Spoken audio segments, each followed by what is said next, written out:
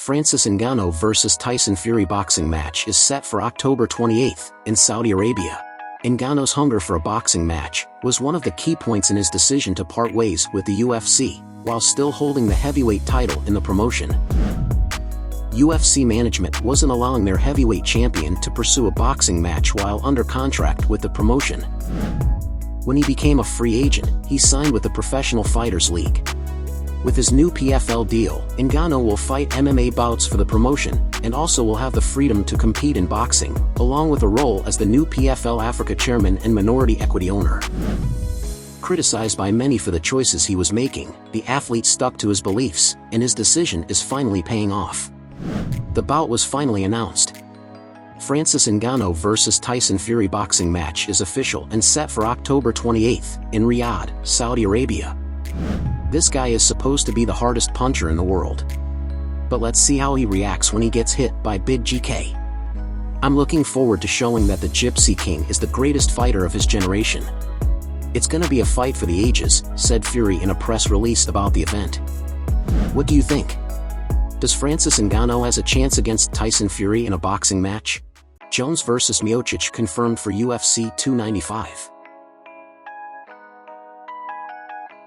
UFC President Dana White announces main event bout between Jon Jones and Stipe Miocic in New York City on November 11 for UFC 295. Jones returned after a 3-year layoff to win the vacant heavyweight title at UFC 285 against Cyril Gane. In his Octagon interview, Jones named Miocic as the man he would like to face next to defend his heavyweight belt. Miocic's last appearance was in March 2021 at UFC 260, where he lost his belt to Francis Ngannou. During a recent post-fight show on ESPN, Dominic Cruz expressed some concern about Miocic's preparation for his return to the cage. Am I the only one who doesn't know how much Stipe's been training?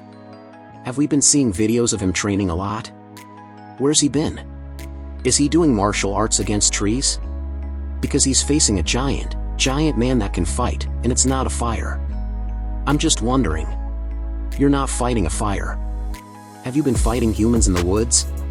I'm just trying to understand what you're doing to prepare. What do you think? Is Miocic focused 100% on this fight? The prospects lose one more time, making it 7-0 for Team Chandler. Episode 7 of The Ultimate Fighter 31 aired Tuesday, July 11th. One more time, the veterans came on the top against the prospects, making it 7-0 for Team Chandler. In this episode, Jason Knight, a veteran with 23 wins and 7 losses in his record, faced prospect Landon Quinones in the 7th quarterfinal of the season. The fighters exchanged hard punches in the beginning of the round, before Quinones take Knight to the ground. Jason Knight was very active off his back, and quickly transitioned from an armbar to a triangle choke. Quinones was forced to tap in less than a minute after the fight began. Visibly disappointed with his team's 7th straight loss, McGregor walks over to UFC President Dana White and asks what would happen if it's a clean sweep. Dana looks at executive producer Gary DeFranco, and he responds, "Well, it's never happened before. We see if anybody wants to go over to the other team." Next week they will air the last quarterfinal of the season. And it will be the last chance Team McGregor has to redeem themselves and not lose all the quarterfinal fights to Team Chandler. If that happens, it will be the first time in the history of the show.